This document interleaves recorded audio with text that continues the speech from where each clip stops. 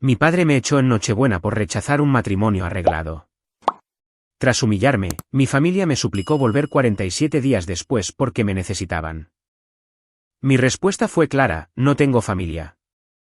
Mi nombre es Mallory Hayes y tenía 32 años cuando mi padre ordenó a 2 guardias de seguridad que me sacaran de nuestro ático familiar en Miami a las 11:47 de la Nochebuena. 60 invitados observaron cómo rechacé la propuesta de matrimonio que mis padres habían arreglado con el hijo de un socio comercial. Mi padre levantó su copa y dijo: destruirás el futuro de esta familia por amor. El amor no paga áticos. Antes de que pudiera responder, mi madre me golpeó en la cara. Luego mi padre señaló hacia el ascensor privado. No tengo hija. Mi hermana mayor se acercó, me virtió champán sobre los zapatos y sonrió. Feliz Navidad, nadie. Los guardias me tomaron de los brazos como si hubiera entrado sin permiso en la casa cuyas facturas yo había ayudado a cubrir discretamente durante años. No lloré, no discutí, ni le pedí a nadie que me defendiera. Entré en el ascensor, vi cómo las puertas doradas se cerraban y comprendí que mi familia creía haberme borrado delante de todos los que importaban. Lo que no entendían era que casi todo de lo que dependían seguía conectado a mí. Antes de explicar por qué esas mismas personas me suplicaban que volviera 47 días después, dime desde dónde estás viendo y cómo está el clima allí esta noche. Quiero ver hasta dónde llega esta historia. El 9 de febrero, mi teléfono mostraba 89 llamadas perdidas. Mi padre exigía acceso a cuentas corporativas, aeronaves, tarjetas de crédito y sistemas internos. Mi madre me suplicaba que salvara a la familia. Mi hermana insistía en que ya había dejado claro mi punto. Cuando finalmente contesté, mi padre se saltó la disculpa y dijo: pase lo que pase, la lealtad familiar es lo primero. Miré al otro lado de una sala de conferencias prestada y respondí: no tengo familia. Luego colgué y bloqueé el número sin dudarlo. 3 años antes, mi padre todavía me presentaba como la hija que mantenía la compañía organizada. Su nombre era David Hayes, y mi abuela, Marta Hayes, había construido Hayes Atlantic Aviation a partir de una operación de 2 aviones. Mi padre se autodenominaba el visionario que la expandió.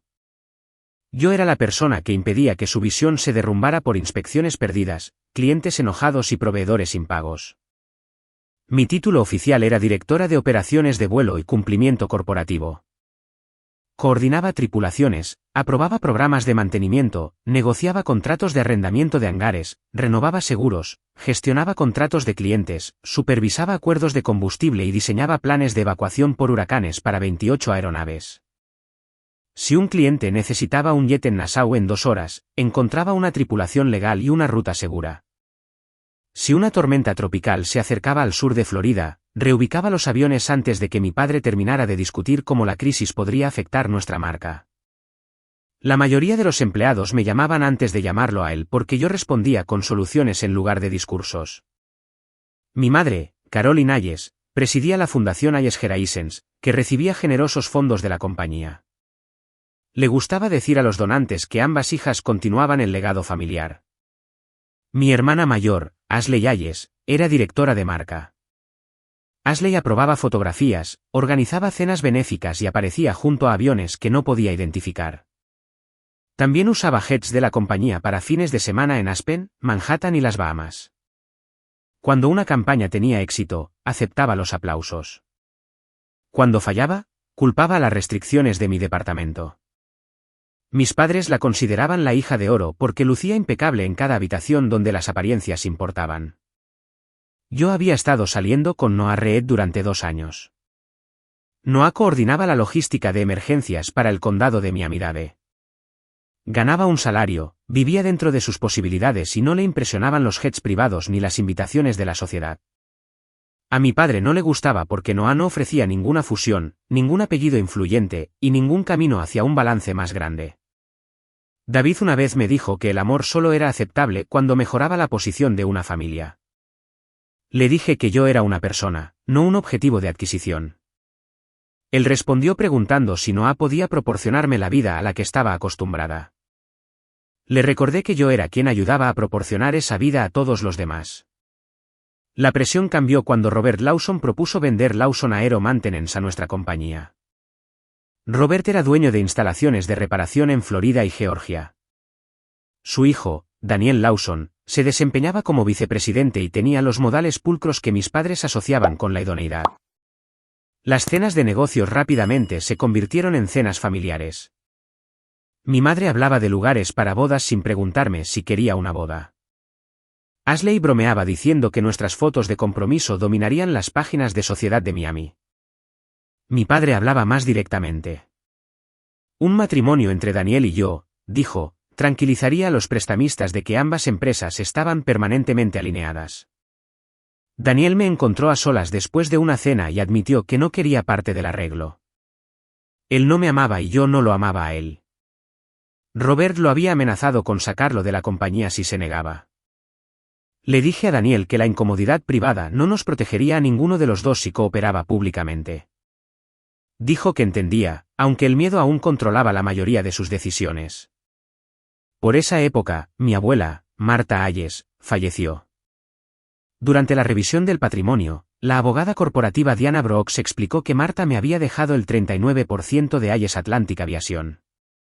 También me había nombrado fideicomisaria de un fideicomiso de voto de empleados del 15% creado para proteger a pilotos, mecánicos, despachadores y personal de apoyo de decisiones que amenazaran sus trabajos o beneficios.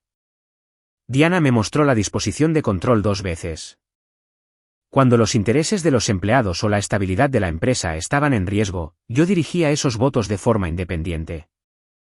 Juntas, mis acciones y el fideicomiso representaban el 54%.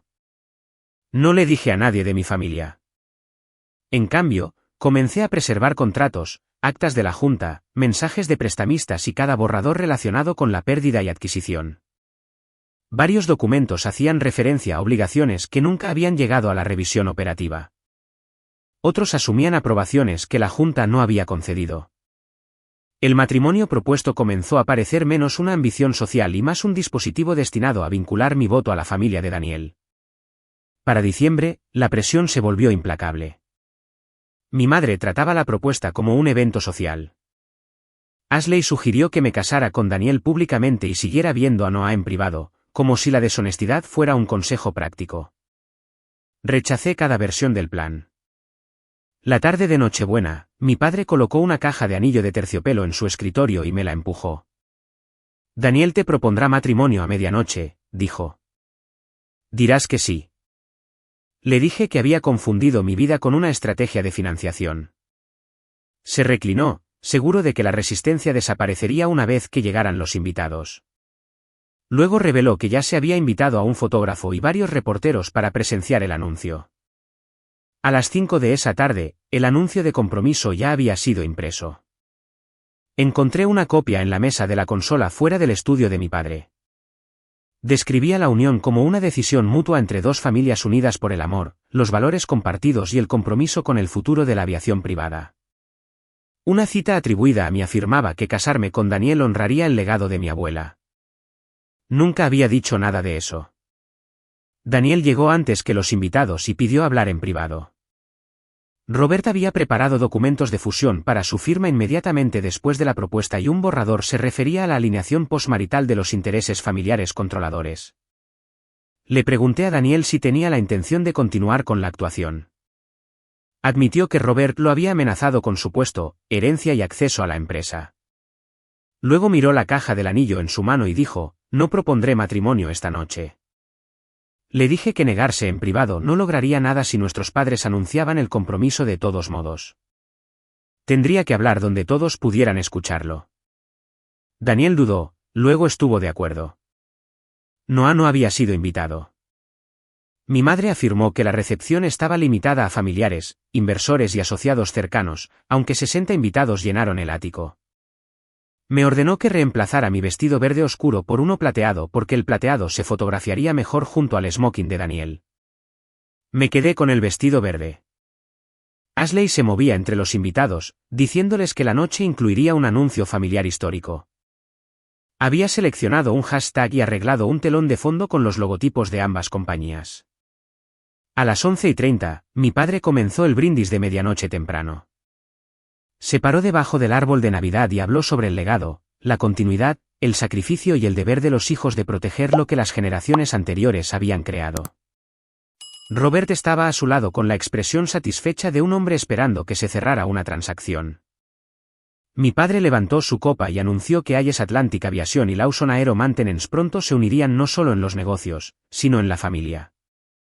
Antes de que pudiera llamar a Daniel, me adelanté al centro de la sala. No hay compromiso, dije. No he aceptado casarme con nadie, y no seré intercambiada por financiación. Mi padre me ordenó que me detuviera. Continué. Dije, ninguna boda podría servir como garantía para una adquisición, y ninguna declaración de prensa había sido autorizada a mi nombre. Robert me acusó de humillar a ambas familias y calificó mi comportamiento de inestable. Entonces Daniel se apartó de su padre. Mallory dice la verdad, dijo. Nunca acordamos casarnos. El anuncio fue preparado sin nuestro consentimiento. La habitación cambió al instante. Los invitados bajaron sus copas. Una reportera comenzó a escribir en su teléfono mientras otra preguntaba si la fusión había recibido la aprobación de la Junta. La celebración cuidadosamente arreglada de mi padre se derrumbó en menos de 2 minutos. La confrontación que siguió terminó con la mano de mi madre en mi cara, el champán de Ashley en mis zapatos y mi padre ordenando a seguridad que me sacara. Cuando el ascensor llegó al vestíbulo, mis manos temblaban tanto que se me cayó el teléfono. Lo recogí, pero no llamé a Noah. Mi padre retrataría todo el conflicto como una rebelión romántica y lo culparía por ponerme en contra de la familia. Necesitaba que la siguiente decisión fuera completamente mía. Reservé una pequeña habitación cerca del Aeropuerto Internacional de Miami. Desde el escritorio junto a la ventana, abrí mi computadora portátil y contacté a Diana. Le envié los borradores de adquisición preservados, correos electrónicos de prestamistas, registros de gastos, actas de la Junta, una declaración de prensa falsa y un cronograma de cada solicitud que había rechazado. Diana llamó 12 minutos después.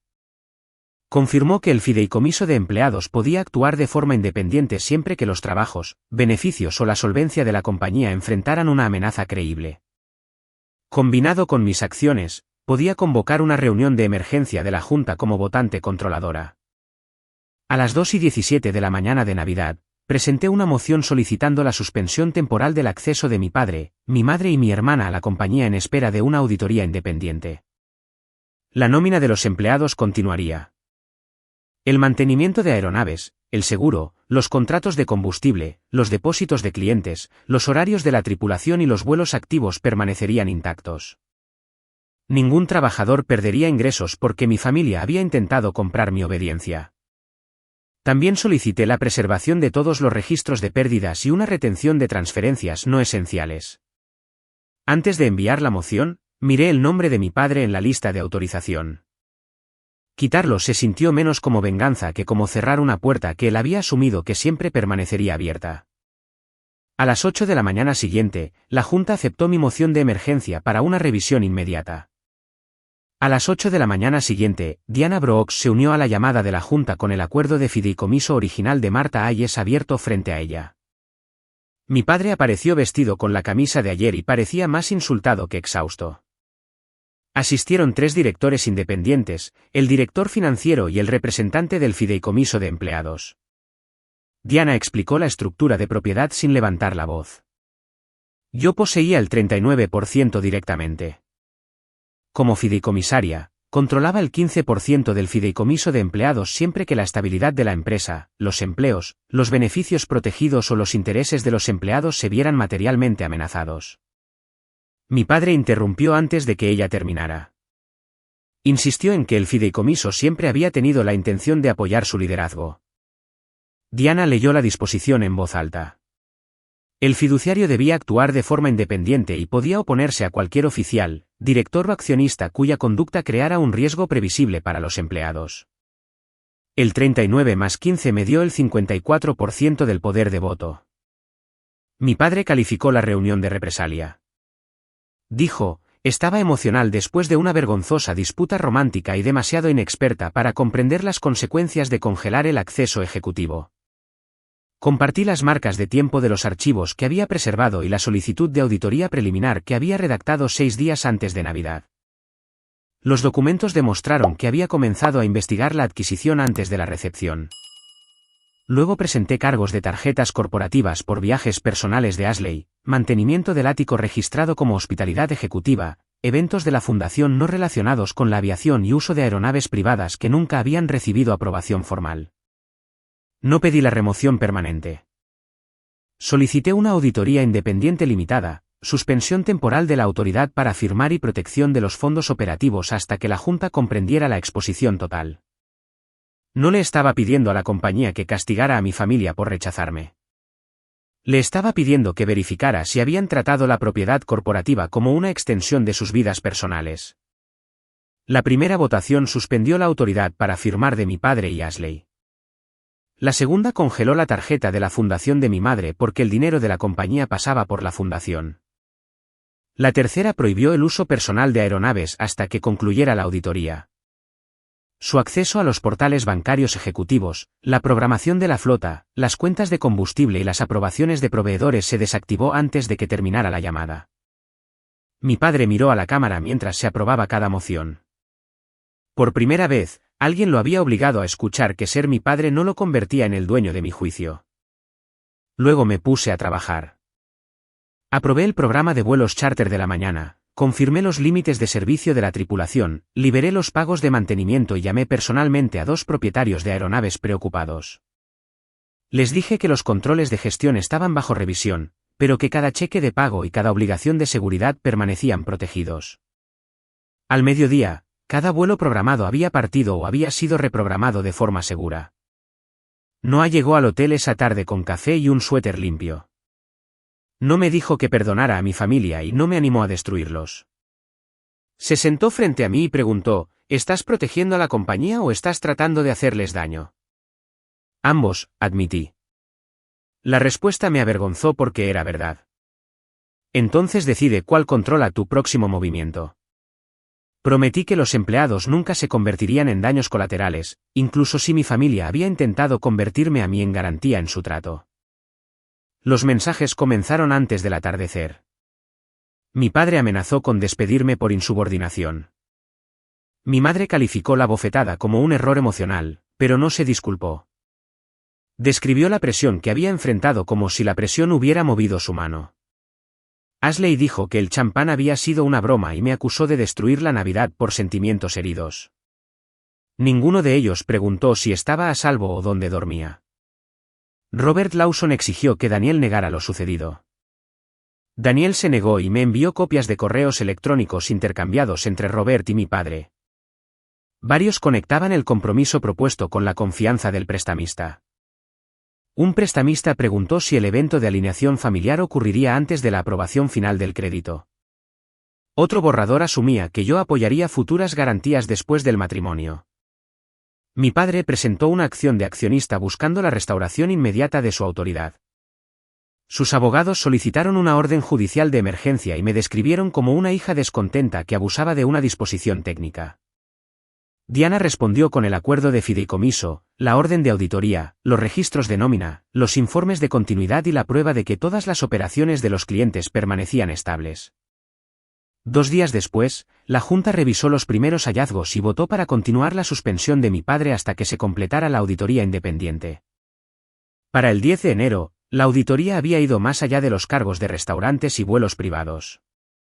Los auditores confirmaron que el dinero de la compañía había pagado el mantenimiento del ático, los viajes de lujo de Ashley y los eventos de la fundación que le daban publicidad a mi madre, pero que apenas producían un valor medible para Ayes Atlantic Aviation. El total era lo suficientemente serio como para requerir el reembolso y controles más estrictos, pero no lo suficientemente grande como para destruir la compañía. El verdadero peligro estaba enterrado dentro de los archivos de adquisición de Lawson. Mi padre había firmado un acuerdo paralelo prometiendo que Ayes Atlantic compraría varios contratos de mantenimiento de bajo rendimiento como parte del trato. Esos contratos conllevaban reclamaciones no resueltas, costosas obligaciones de equipos e instalaciones que requerían grandes mejoras. La presentación pública los describía como oportunidades de crecimiento. Las proyecciones internas mostraban que podrían agotar nuestras reservas de efectivo durante años. Un segundo documento era peor.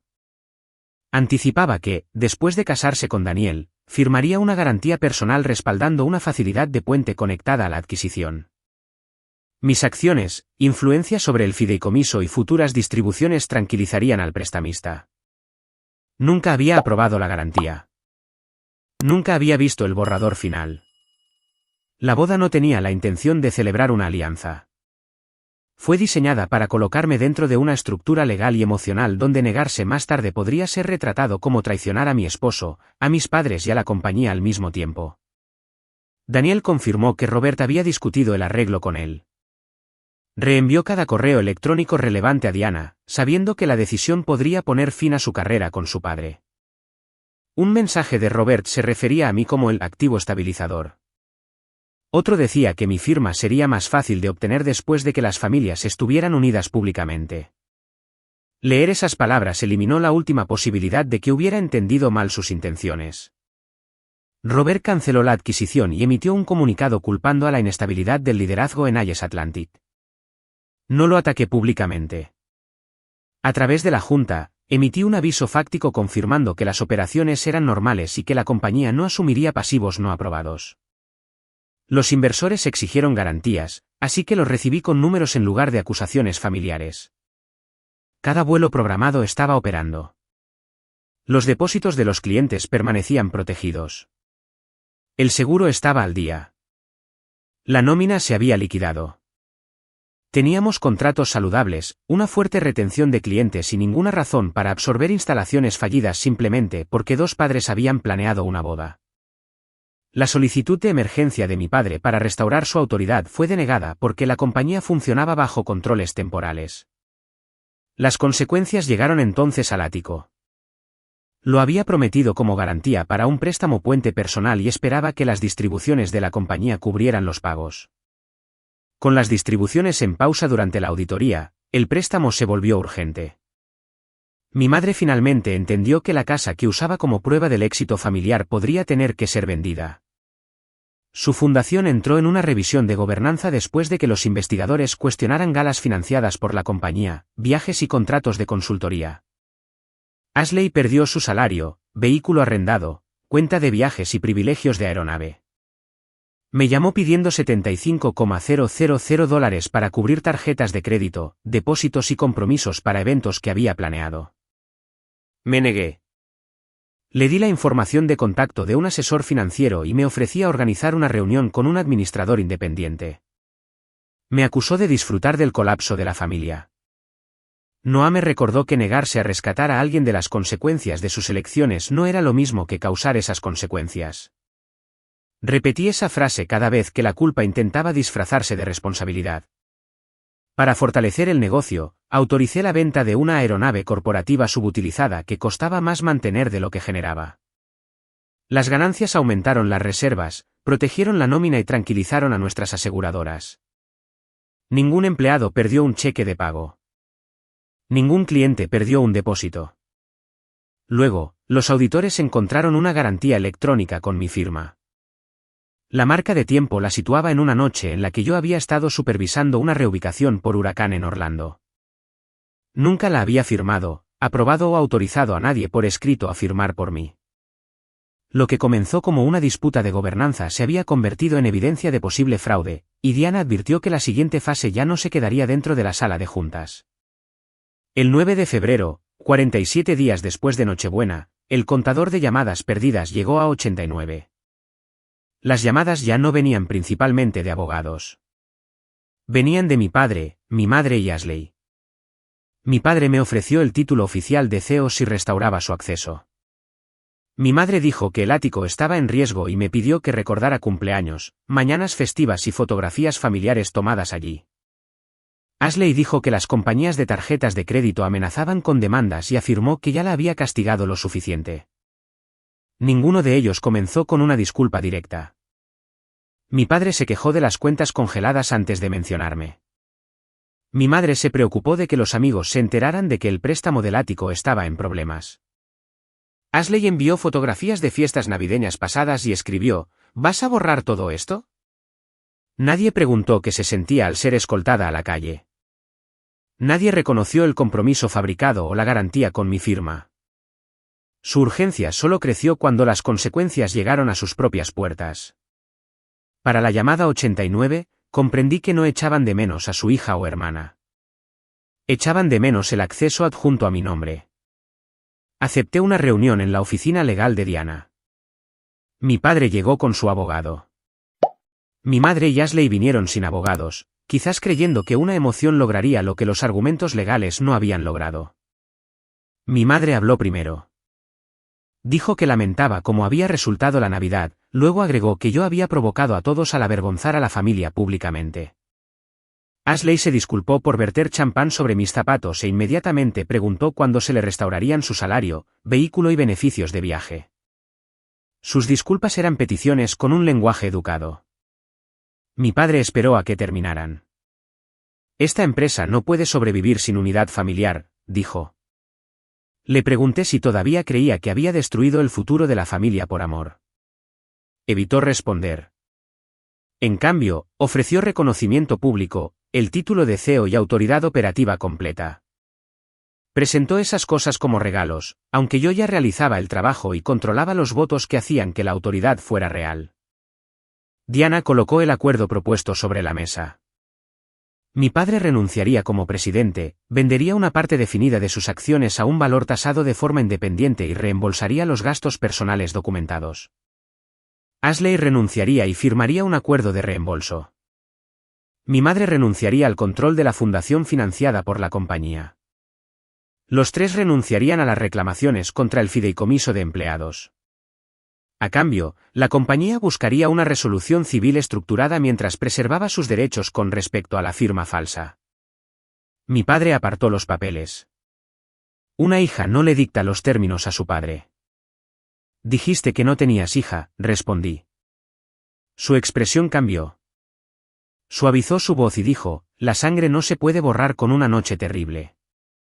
Habló como si Nochebuena hubiera sido un error aislado en lugar del momento en que sus creencias privadas se hicieron visibles para todos. Mi madre comenzó a llorar. Ashley me llamó fría. Mi padre dijo que la lealtad requería compromiso y me recordó que todo lo que había construido eventualmente pertenecería a sus hijos. No tengo familia, dije. Las palabras no se sintieron triunfantes. Se sintieron definitivas. Él se negó a firmar y se fue. En el pasillo, su propio abogado le advirtió que los documentos del fideicomiso, los correos electrónicos de los prestamistas, los hallazgos de la auditoría y la evidencia de la firma creaban una exposición seria. Mi padre ordenó que la demanda se expandiera de todos modos. A la mañana siguiente, me llegó una petición pidiendo a la corte que me removiera como fideicomisaria de las acciones de los empleados. Me había echado de su casa. Ahora, quería quitarme los votos que me permitían proteger a las personas cuyo trabajo había pagado esa casa. La mañana después de esa reunión, mi padre pidió a un tribunal que me quitara el fideicomiso de los empleados. Su petición alegaba que yo había usado el fideicomiso para venganza personal, dañado las relaciones familiares e interferido con una adquisición legal.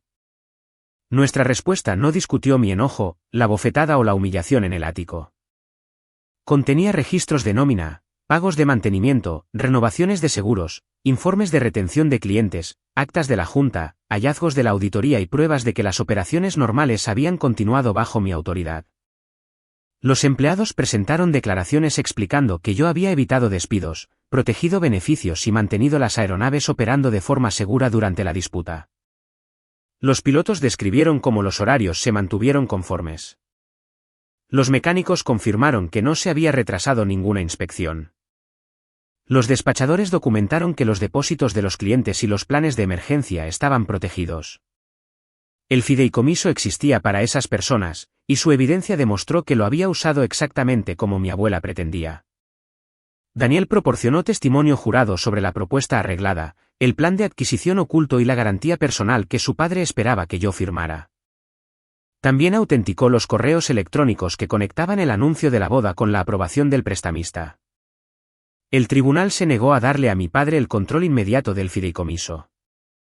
El juez no encontró razón para reemplazar a una fideicomisaria cuyas decisiones habían protegido a los empleados nombrados en el acuerdo.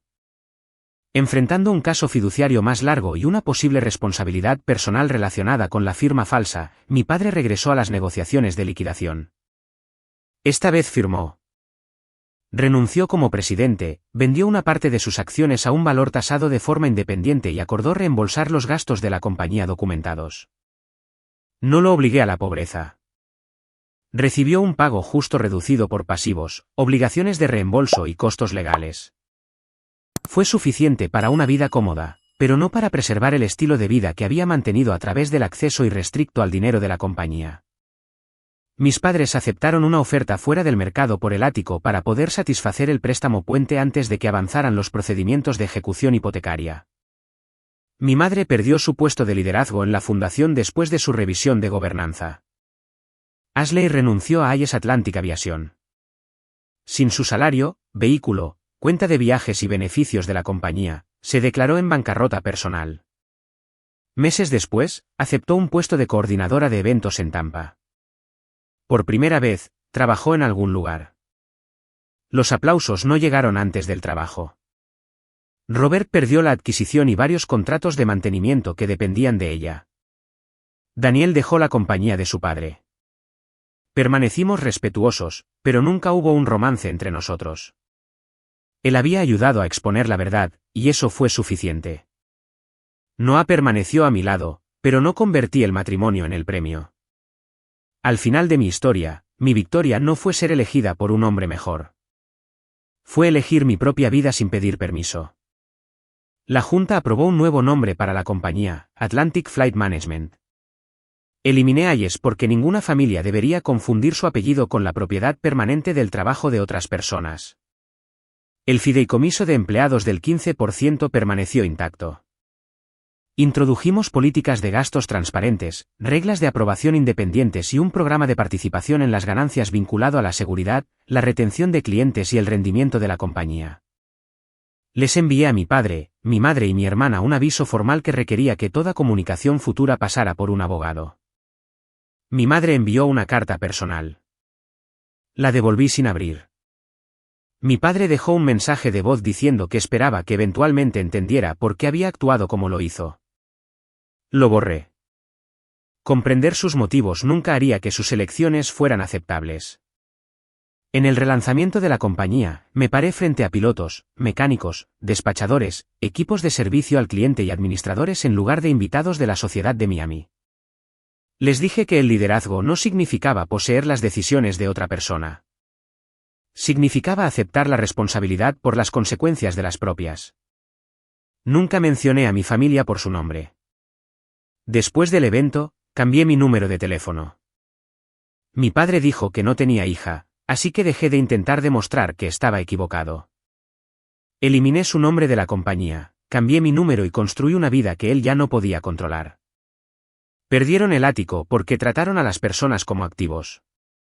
Mantuve el negocio porque entendí que la lealtad sin respeto es solo obediencia.